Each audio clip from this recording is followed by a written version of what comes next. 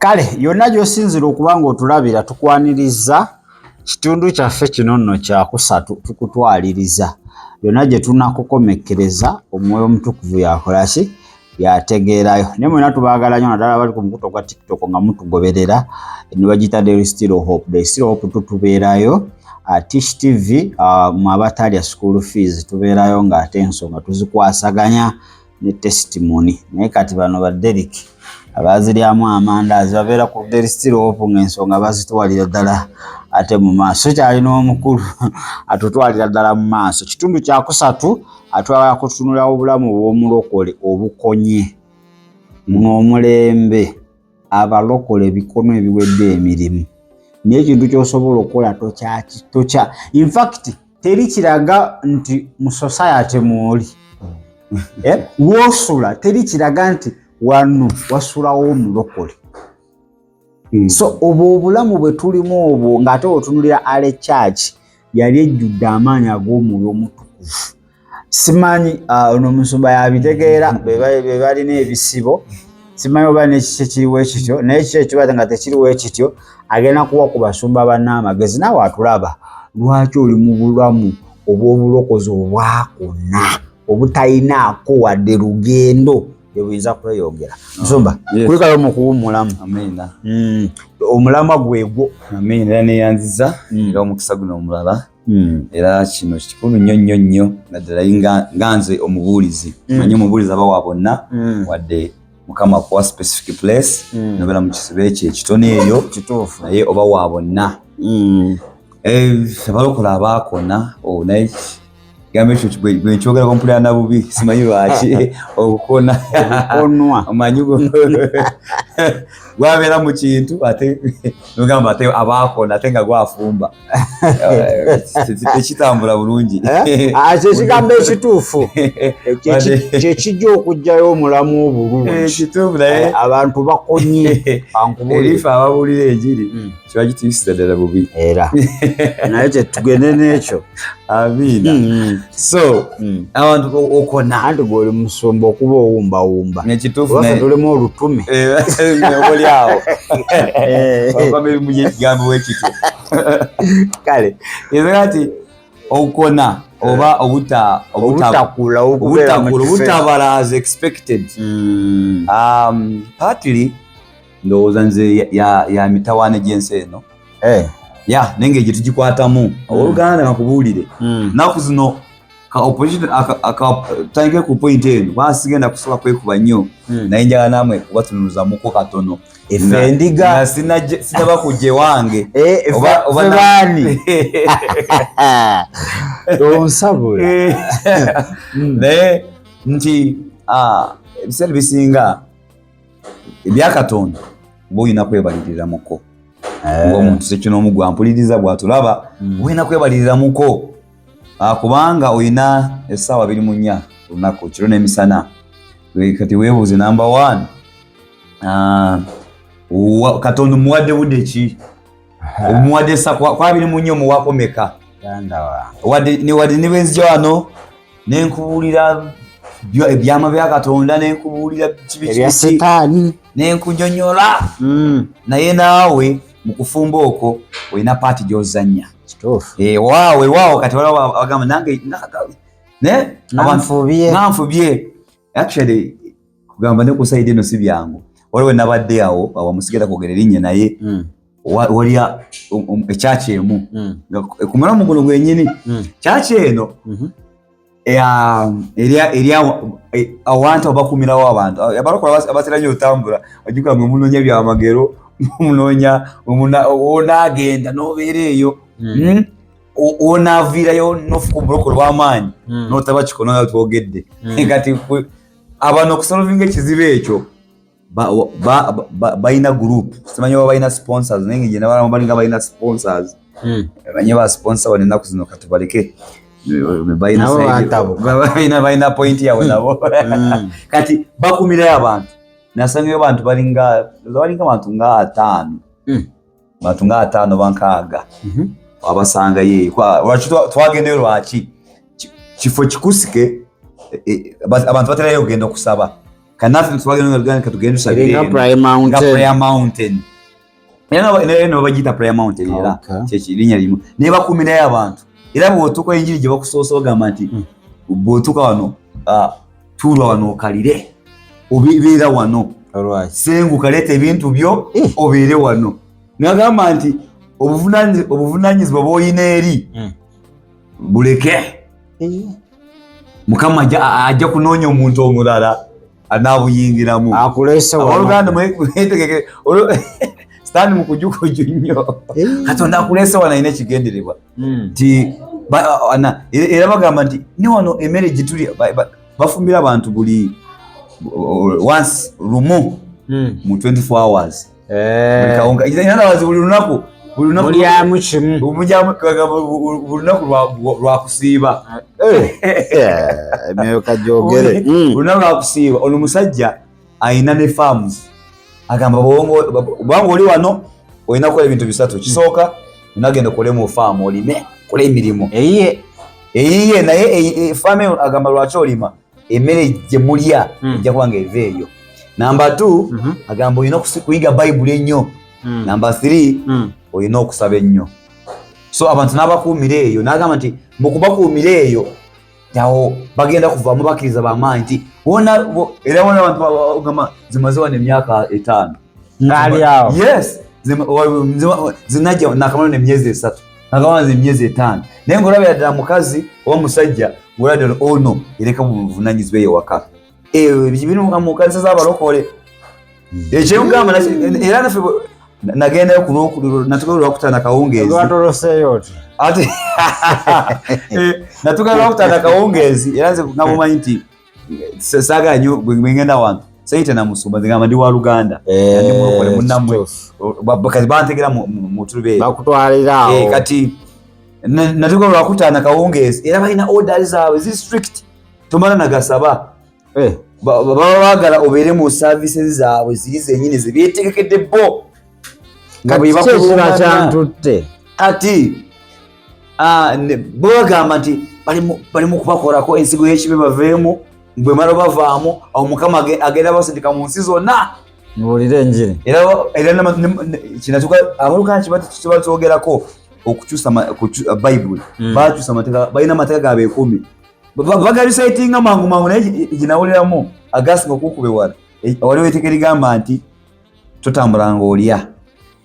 era abantu abampuliza bayinza kubuuza nti ekyo gyekiri nange nsaba kutwalayo oba ngaoyaganisa kwano endagiro nogala niwekakasiza ojja kumbe nga tuvudde ku mpewo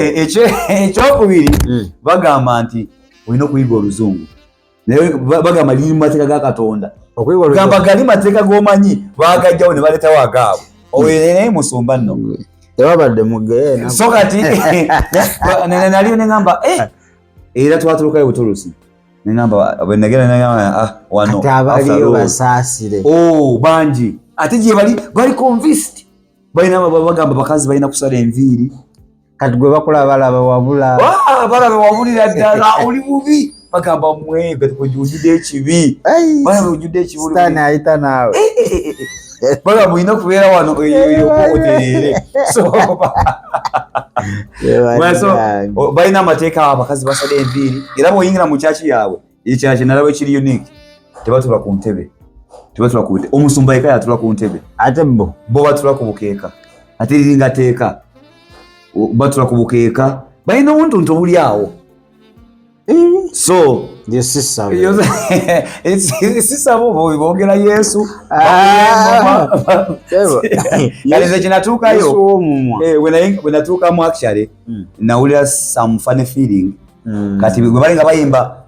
actually bwe bateekawo oogera Mukama oba Katonda nze oluyimba bwolulimi nga nduyimba nga nteekawo Yesu kwa bwemanyi oba Katonda bagamba bayinza gamba Katonda nga simwekakasa ayita musoke kati era otamaliza saabisi yaabwe oba Katonda wetutonda nga kiro nengenda kusamwe okusaba okwange naye nga batawanya nnyo ekiro agamba twagala mugendeyo twagala musabe nnyo temukuba engalo nga muli mu kusaba ngamba waaki kali kumakya era netuvaayo so wetwogera ku abakkiriza okukona sagala gamba tugende nti kale tulina kujja tusibe ku church tusabe nnyo nokuba ebisenge so nobera mu nnimi aye ennimi ezo tugazoogerako genazoogerako abaluganda daawo oba batulaba incomplete deliverance tetuli mu kutwala mu sayidi eyo obere mu kyenera beeri kubanga kikuli kubako infact bwe natunali nalabawo muzimu number 1 wagenzi kuyitira mu kirabo eky'omwoyo sabagamba negenda musumba oli mwenzi bano abakazi abamu abajeeri nabagamba mubeere wano mukama bakoleko agenda basindika mu nsi yonna abeza ate kyembi ekyaza kumalako waaya yetabeerawo abeerawo I mean ajja once ne abeera mu mirimu gyakola najja once ne ajjanga like twice a week so banange bwana tugera ku makanisa n'amasizi tulina kubeera temwina okutwanigira comment embi mwina ebintu muteke ku minzaani saka tubale bakonya bana kati bo babakonya naye mu ngeri eringa egamba nti babakuza nate kulikonera ddala sanga ndasanga omuzeeyi n'amamaziwa n'emyaka 10 negamba what makola abaana bo mukyalawo amakaago nangamba nti biri byenanga nokola timukama anonya abantu ababikola so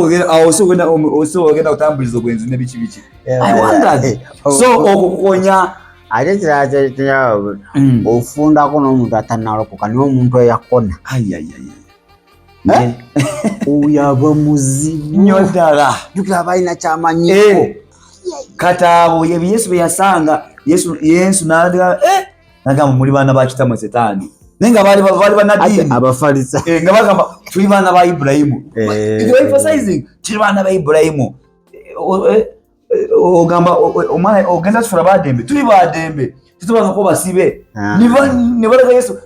nagamba muli baana ba kitamu bakomageza banoonya mayini yes nsabula so okuba okona ate kubi nnyo okona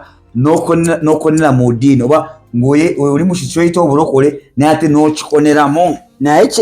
kyekiviirako kubanga abalokole b'ennaku zino bakibogwe mu nsi ey'omwoyo bakibogwe kugamba kyebabasubiramu si kyebalaga balina okuba nawe kisooka enjiri ezibuulirwa oluganda enjiri ezibuulirwa muganda wa oluganda ekibi tebata okona ekibi zinakibayizawe ekyaki yange singa nange ntuuse wano naye okona ekibi bwoti nze sibala kubanga sikiriza namukubala nti leero nina bameka kubanga totusaana kumanya obala bwolabako physically naye mukama yabala birala wokona ekibi simanyimu abantu wokwata ku kibi oti pa ngolaba obwenyi bukyuka nola sisters ayambadde akagoyi kamukute naye kasonga sisters gisooka ojje wano mwete akagoyi ako immediately ng'akyukirawo emitaafu kati ng'ovudde ku ekyo kati munaye abasumba bano nze mbayitira batalina luti lwa mugongo era nze kasita tutakanya naye nga kintu kiri mu bayibuli ngamba nti kati ekikulemye olina enfuna oluti lwa mugongo kigeza embuyaga gyegenda kutwala ogenda okulaga ogenda ku compromise nga olaze so n'abasumba batalina luti lwa mugongo olw'ensonga omweba endala ne babivaako ne bagamba kati bantu mubategedde eno enjiri ekuba ekibi egoberera n'esensala n'ejjayo giveeko mwenenya biki kati era bakita mbu yakisa naye newunya ekisa kyeki naye abantu olwokyaka tebategere kisa kitegeera grace mu Balumi twongera okwonoona yakibuuza kuba tuli mu kisa twongera okwonoona ekisa kyeyongere ekibaite ekisa eyo disgrace naye obwo buswavu Uganda muganda wa kati yenjiri bagita mu njiri yakisa si yakisa ekisa kya Katonda ekisa kya Katonda kyekiriwa ye Katonda okusanga mu bibi n'abikulaga n'obiraba okulaba enjiri y'amazima n'omanya kino kibi no ability ekikujjamu ekisa naye kino kibayitisa nti Mukama Katonda yaleeta ekisa wakoze ekibi tofaayo Katonda yaleeta ekisa Mukama naye amanyi ogenda byonoona n'afa kululu Katonda yakimanya waliwo ekisa waliwo era nebayo n'obuyimba ng'ogera ku kisa abantu bayoka ne bawanika emikono amu ne bagwa ne bagwa kubanga wulira ekisa mweyo deliverance what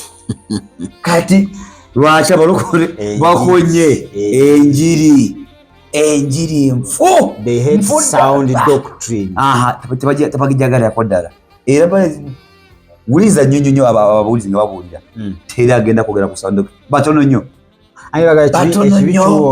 kiwoomerera nnyo era naye basigala nga bakiwoomereza ne wakonako nga yegendeza ng'ava mu mangu ng'adda wali ate katola abamu obeera mu kyaki nti agenda abantu abasinga okuwaayo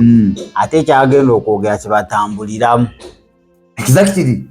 wabanga youth pastor yasinga okuwaayo alina omulimu ogw'ebbeeyi yamuwa obuvunaanyizibwa ate yeebasa ku buli muwala mu kyaki kati ng'agamba kenayogera amazima di sound doctrine youth pastor agenda ate bw'afuluma bali bona bamukiririzaamu si kyayina kyaki yonna so bwe buzibu enjiri ebuulirwa naye abagibuulira batete kukwata ku kinyusi ate munaaye okutambulira mu kwenenya kuno okutambulira mu kigambo kino ekyanamadala kyekireeta maanyi gali kubanga awowulire ebiseera ebisinga munaaye omuntu ajja n'ajja n'asabira omulwadde newatabaako enkyukakyuka ebintu bino tulina biteeka mu balansi n'agamba sikwagala kwa Katonda sikwagala kwa Katonda tayagadde oba n'abeera mu mbeera n'asaba naye nga tevaako n'agamba kirabika olaba ensonga eyo amaanyi nosanga tegaliiwo naye nga pointi y'amaanyi eriti enjiri gyatambuliramu ekigambo kyatambuliramu akirinyaalya tosobola kulinya Katonda tinosobola okuyamba naye ekyamazima eno pointi abantu bagitegere era ebeere kiriya teri muntu atambulira mu kigambo kya Katonda n'asaba Mukama n'ataka taliiyo kola research wo Bible era bonna bamukola teri mu Bible yagenda ne bakola Katonda Mukama n'asirika kati Mukama kyatakola mu Bible simwetegefu kikola naawe ne basaba tulina ba Esther waliwo complicated cases nga zibu ne basaba Mukama n'akola ki n'aka why not now lwaki si kati ekyamazima oli yalowooza ndi mulokole tambula mulokole kumbe ekyanamala singa tumuteeka ku tebo obulokole nga yabuvaako dda emyaka gyagwadda ali mu ddiini kati n'abeera awo tiri kitambula tiri kyalaba naye nga yeeyita mulokole lwaki abantu bakonya enjiri andi kati n'ekizibu mwe kyemulina mwajjawo discipleship classes abasumba bajjawo Bible studies ne baziriplacinga ne miracle service ne deliverance service kati abantu tebakyasomesebwa nze ntera okugamba abantu nti olaba bino deliverance ebitundu 3 ku buli 100 nsumba yabikola tusabira n'agoba emizimu ebitundu 7 bibyo exactly self era ne Yesu yakolanga Yesu yamuyatunga munagamba okwiza okuwonyeza Yesu yajjanga amaliriza olumuziki kiwere gamba okwiza okuwonyeza olina okukola step yagendanga ku mugabe wali ku Besaida yasangawo bangi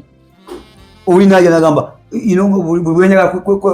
kweteka mu kidiba wansookayo Yesu n'alaga nti nawonyoyeka abala n'abalekayo lwaki bali Yesu yabalekayo era ng'olwali lubanja abalekayo abeeyita abalokole amuleka mu bulokole bwe n'atamukolako talina impact ne ku kaalo waabeera teri muntu asobola kumwesiga nobanga erinyo omuntu erinyo nga limuluma sogamba jangu onsabira erinyo limuluma alabira ddala ono talina kyasobola ono yeeyita mulokole naye siraba njawulo nanga limuudini actually musinga nako ate gwagenda nobasaba advice exactly tebalaba njawulo naye ate ng'enjiri eyanamadala yandibadde ngaleeta impact nga ddala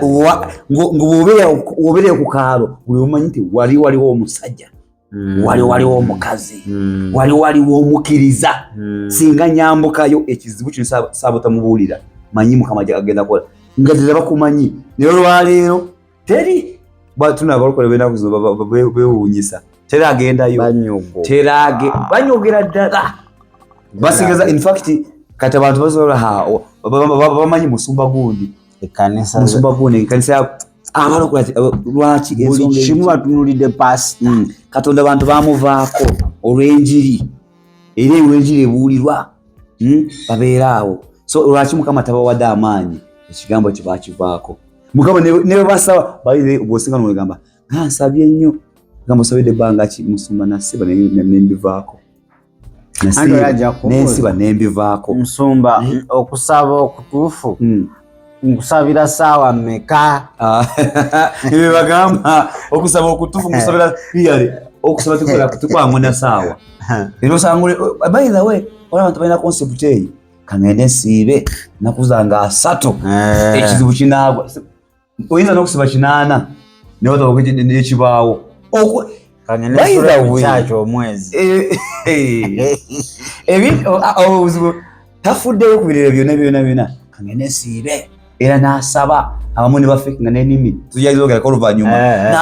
alaga asaba nnyo naye gyakoma okusaba nnyo ebyo bisinga okweyongera naye kya Yesu yali yabagamba naye yababuuza nti kuno kwe kusiba kunalonda Isaaya nga ddala okwekusa anoonya ebyammwe exactly abantu banoonya byabwe tera anoonya bya Katonda omuntu asiba nga amanyi mu firiji mulimu bijwisi awona naye nga tewali kyagenda sibulukukirako n'asiba nga amanyi tewali kyagenda kulya tasobola kati awo Mukama oyo anaakaliyale mu mbeera bwetyo ali namwe abasumba temukyasaba abasumba b'ennaku omanyi we bagamba twasaba dda in fact by the way abatulaba kati baweko magezi ku nsonga egyogereko in fact omusumba omulungi abeera example mugamba abantu tugende for overnight gwe abalina osookayo gamba nti tugende kusiiba gwe alina osookayo olabire in fact wakuba tulina abafere bangi ate abantu basomanyi okufunira abafere naye kyandibabwe kiti nti omusumba alina kulaga olina okwogomanya nti fulo y'amaanyi ga musumba eri etya nti musumba abeerawo n'agenda mu kusiiba n'asiba bw'ati n'asaba olaba banaye kizibu nnyo kubanga omusumba yeenenya abantu bamanyi nti n'abasumba beenenya balowooza nti musumba yeyize naye nga tebamanyi nti okwenye mwe muli amaanyi sobola kukola ensobi era nengamba naye omanyi kyenakoze bwe nti nsabadde mwoyo omulungi osobola okwenenyeza ekisibo yes livano n'ekisibo n'oluganda individual naye juzi owadde osudde gundi ng'osula ebyuma biri nayogedde bwenti naye it was not right tebadde nungi era manyi kyakunyiza naye tuddewo genda maaso nga tulolera Katonda tekyabale kirungi ku saidi yange kati gwemala kukola bwotyo then n'omukusaba kuli n'otandika kukola ki nokukola ebyamagero nobagamba nti mulaba kyenkola ti bwe neenenya n'ensaba bwe nti Katonda akanaakola naawe singa okola bwotyo naawe ojja kulaba bwe kiti naye obuza obula obumanyi actually point number 2 there is no example tewali kyakulabirako abantu balina kyakulabirako live exemplary abantu balina kyakulabirako kubanga n'abasumba bwe bandirabiddeko tebabalaga bamala bufubuusa ase ku katuuti abantu baba basibye mu nkyaki naye nga yalidde naye nga yakoze eki yalidde actually aze wano kunyumiza n'atumiza bano agamba musiibe mwe musiino n'addayo waka neyevugira emmotoka ye n'addayo waka so abantu tebalina kyakulabirako oluganda mpulira atuwuliriza abasumba service ajja abasinza bamaliriza bamuwa akazindaalo watuuka mu kyaki anaalangira abajja leeti katulaba biki wandibadde ng'oliwo olaga abantu olina okulabirako because Yesu yakolanga and by the way yensonga emu ku nsonga nkulu lwaki Yesu yatambulanga n'abayigiriza naye nga ayagala bamuyigireko era Yesu agamba muyigire ku nze because I'm meek muyigire kunze, learn from me, muyigire kunze. Yabasumba yatino ennaku zino tina kyo sabayigirako, babayigiddeko kuwalana mpozi okuwala actually oli nawalana namalala by the way namalala eruyita olitafaayo oba kitegeeza okubba oba kutunda enjaga n'afuna sente naye n'avugemu lukayiringera musumba okubanga ekyo kyamulabiddeko musumba ajabuzi ebyo ebireetera abakkiriza okukola babalaze nti omuntu otegeera nti olina Katonda olina kubanga ovuga ekyo kyandi kiti olina kubanga ovuga olina kuba ekyo balazeeko n'abantu tebafuddeeyo era bimu bayita mu magezi olagenda n'aba n'agamba nti magezi yes n'agenda ku mulimu n'alimba n'akuba ddiiru era n'ayikiyita magezi era n'atwala kimu kya 10 n'akimanyi oli ng'amanyi nti ono atunda njaga naye nga mulwokuuleera gasasizi nnyo kasa tuba toginywa Mukama yatowa amagezi tujazitukuza kasaba ekimu kya 10 ne kutukusabira you see kati oluganda omuntu ekikabu ekityo osubira amanya n'agajjawa abantu abasoma tebakubiriza bantu kusoma Bayibuli tebakubiriza actually tebagifanako olwali oba actually osinga n'abantu ogamba naye ekyokola oluganda manyi nti Bayibuli egamba bweti ewa nebwomulagala gamba anze omutukuvu bwakulembera awo badukira byonna tebyawandiikibwa byonna tebyawandiikwa era Bayibuli egamba nti singa byonna byawandiikwa kino tebyandingiddemu awo ng'akuvuddeko naye nga so obuzibu buliwa enjiri ebuulibwa number 2 no example tumenya kyakulabirako tetufunye ababuulizi era oluganda bwanga oli engugenda mu church ngulina omusumba nga muli kimu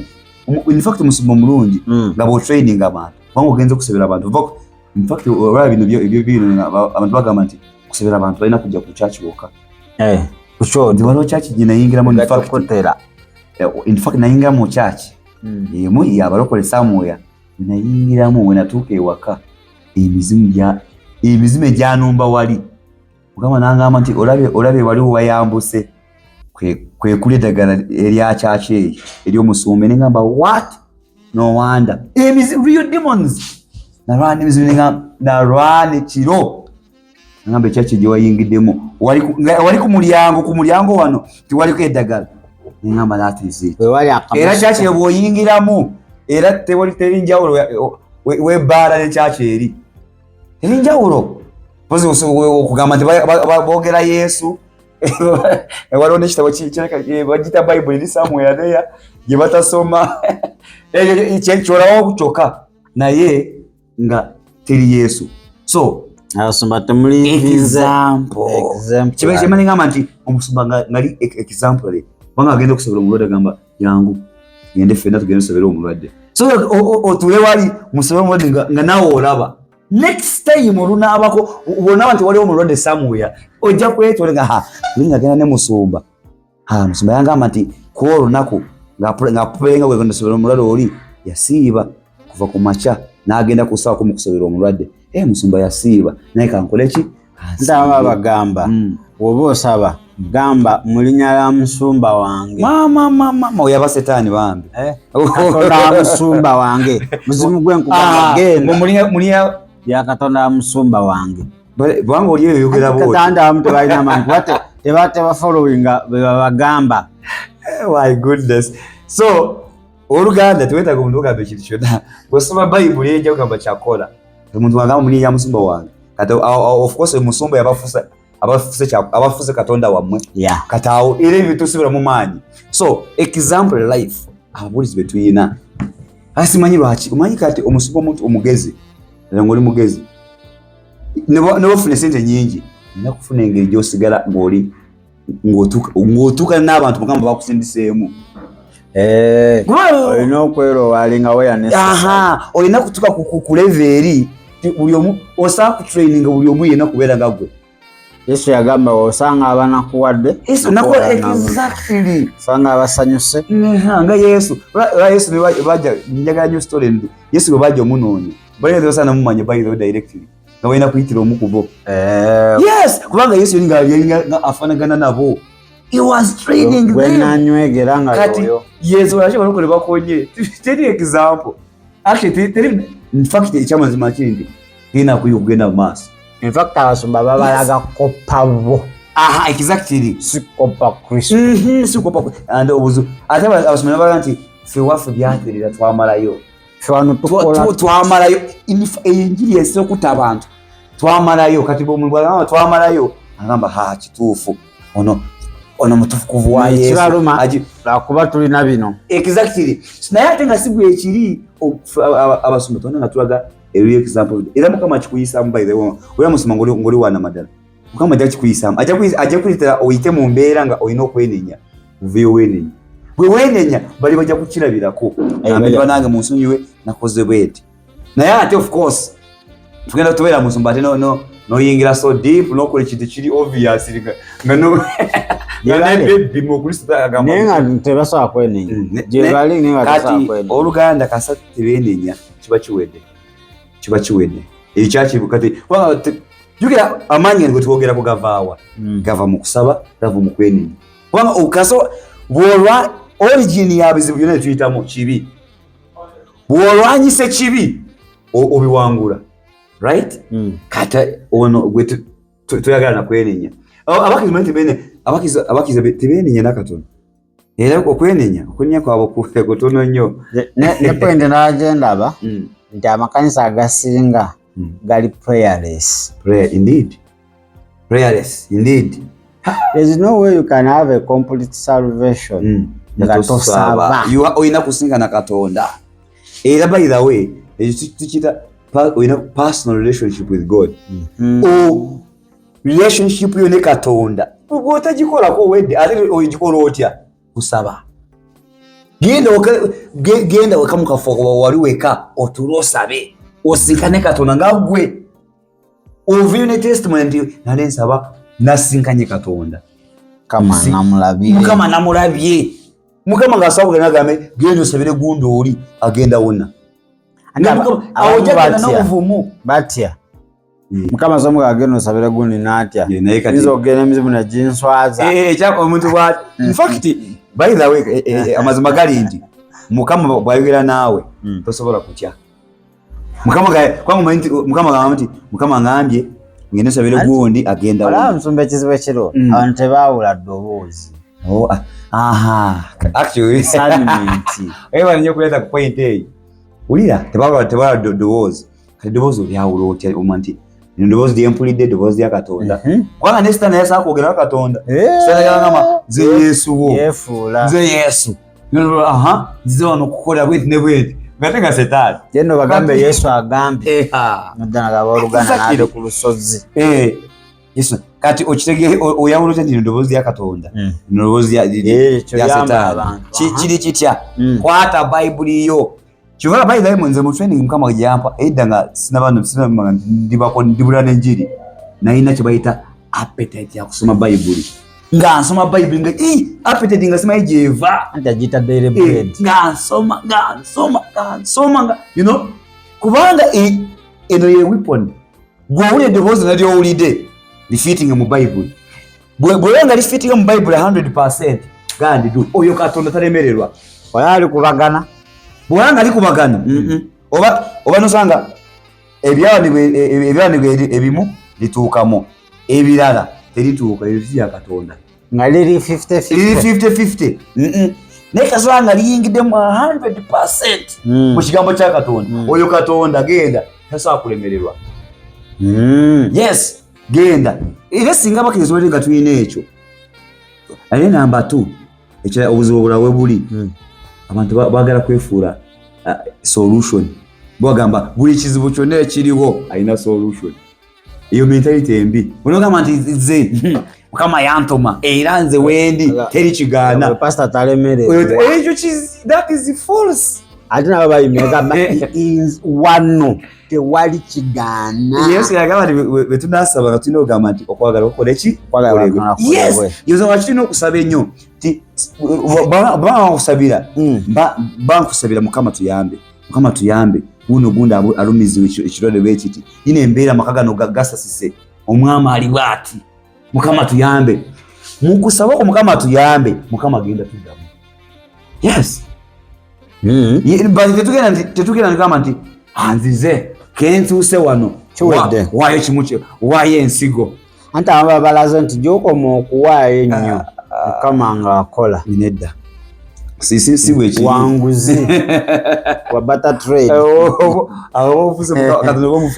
abamu batuuse waba basista atuuka naso nafuna ne baboyirwa kubanga ku Sande bagambye anasiga omutwalo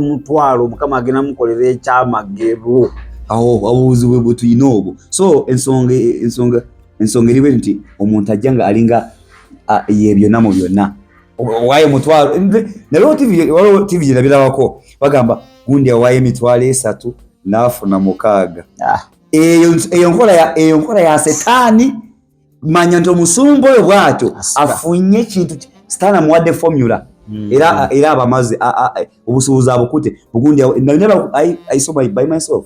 ku TV gundi awaayo 15 nafuna omutwalo gundi awaayo emitwalo 5 nafuna 12 so mugundi awaayo akadde munafuna okadde 3 what is that ebyo tebiri mu Katonda osobola kuwaayo 10 kusinza ku mutima gwo n'okusula sacrifice gy'okoze Mukama nakwe n'obukadde 10 nagamba ku kyokoze I'm moved konga jizoba doina zoka okoze sacrifice ulina wale obukadde 10 nenga ina billions teri kyamanyi no sacrifice oyinza Katonda sacrifice okubanga akusaba ya so kati muwa budde nga sijja sente ngadela kwanti weekeza byonna nogera n'osaba nga Mukama agamba Uganda neewaayo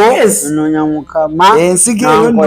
ensige eyo no ojja apulayinga ku sente yokka kireesa obuzibu era abantu era tebalina n'amaanyi kaninde kankole nnyo wenanfuna ensigo ewera gitwale okujja gifuna amaanyi kati oligifuna toligifuna ojja sigala bwoti era obulokozi olina okumanya ensibuko y'amaanyi yeegiwa exactly amaanyi gavaawa gava mu kwewaayo gava mu kusiga ensigo naye nga sisigo ya sente yokka yes ate sente totunana na sente oweewaddeyo ku level kine Katonda osaba kyenkanawo waliwo ensigo y'okusaba n'otandika ozuuka nga buli saa n'okabira Mukama abalanga beebase eyo nsigo y'amaanyi nno eyo nzibu oli ku mavivi g'osaba eyo nsigo y'amaanyi bw'olowooza mbu ssente waliwo abalina ssente nga yabalemeeyo exactly so obuzo bulyawo nti yabalema okwewaayo okwo okusaba kuganye ate n'abasaba balimbibwa bagamba nti musaba ne musaba bubi kati Oluganda oyina kuyinga mu Bible kiki Mukama kyanjagaza kiki eno kwa then of course biseera bisinga nga Mukama wakuwa amaanyi ateekawo embeera okusaba okuwala nti walandira okusaba kwenda kusumulula Mukama aleetawo embeera nti kizibu nnyo gw'okusaba oli bize nnyo olina ebikutawaanya nnyo kati ayagala gwe weerekereza owesaddaaka ey'okwerekereza ogenda osabe y'amaanyi g'osaba Mukama alaba ogenda gakozesa ki waliwo kati motive katawe ogenda ku motive ate awe walalamu because Mukama zakola ebintu ebitaliko reason oba olinga Simeon yes banti Simoni yali musajja w'amaanyi ayogera abalogere ddala ala abasajja bano baleesa amaanyi kati nga gano sigalabangako kati naagala abawe sente kati motive kigyolina Mukama mpa amaanyi abansekerera mbalage olaba kati embeera bweziti mpe emmotoka abewaffe mbalage so Abaluganda kati nada erifa abalokole kizo nnyo lukola by the omulokole point eyo yonna ey'obulamu bwo erina kuba kuweereza okuyamba abantu abalala bangi okusemberera Katonda naye ate bw'obeera mu kanisa nga nfu awo ddukayo buddusi kubanga tolina kyokola nebyosaba tolina byosabira ki Mukama ne bwakuwa ebintu abikuwa ebyaki kubanga omugendo gw'olimu mufu oba okola omala budde the environment is contaminated yonna eri contaminated kiga nebyo wali Mukama akuwadde nebyogenda okukola bino biri contaminated amata gayiika amata we gayiise vaawo noonya amata gali mu kikopo awo onoonya olyokusaba amata amalala So abalokole abakonye ezo ensonga ezimu example teziriiwo. So nonyo bwa kuyamba munaku zino nosanga mu buwulizi nga waddala nywereraawo mu support abamu balowooza in fact bala oli musumba nga toyina sente balowooza ono si wa Katonda anti asoba ngo pakizo wali ogumotoka jipu mipira gikomene okitegede ogenda America buli sawa nodda wano wali anointing era kyebayita anointing by the way pastor n'amafuta nogenda n'ofunayo abazungu nojja nabo nemukola conference akano omusajja alina amafuta ennaku n'abazungu bajja olaba n'amakasa gamuga olwekansi zingana mezimu osanga bazifula za class era balina service yaba class niyaba class wet service era nga bagamba gunne gundi service eno nga bagimanyi era bayinza okugamba nti tojja naye bw'otuukamu bakulaga nti you are out of place. Bogera mu billions. Yes, millions. What? Ononya mitwala 3 otandike. Bakati bwabo obansa bwabo. Ezo tebalisomako. Tebalisomako. Ezo. Bajja kusoma ziri zoka kugamba omutwalo gwo. Ate bagenda kusoma. Kati with time ngato kyawulika era nango bivaako. In fact, nebye basomezo gwe nolaba amazima ng'oli outside. Exactly. So tulina okufaayo ennyo tufe ku mmeme zaffe tunoonye bana abasumba b'amazima. Noonya omusumba nga ddala ali ku kigambo, ali ku Bayibuli, ali nga Yesu. Yesu talina bintu by the way. Yesu talina bintu bibiryamu by'amaanyi. Wadde yalina byonna naye nga talina bye nga alagaawo. Yatulaga ekuba eddundi. Kale. Kale. Webale kubanga obadde otugoberera obadde otulaba byonna gy'osinziira okuba ng'otulabira. Mukama tukwebaza. Kitundu kyaffe ekyokusatu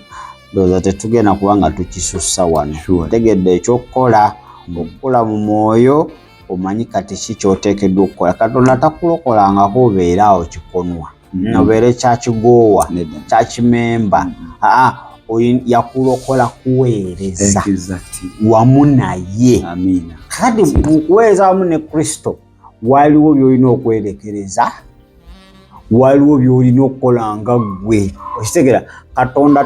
talikola paati yo paka w'oliddamu amagezi n'okola paati yo n'akola eyiye. Naye gwe ogaana n'okola nga paati yo it will be on pending paka w'oligamba naye kitenteekeddwa okukola amazima n'okikola. Eno oliraba Mukama waakuyimusa mu maanyi ag'Omwoyo Omutukuvu. Tugenda kwetoololamu katono tugenda kubanga ate tudda n'ekitundu kyaffe ekinaasembayo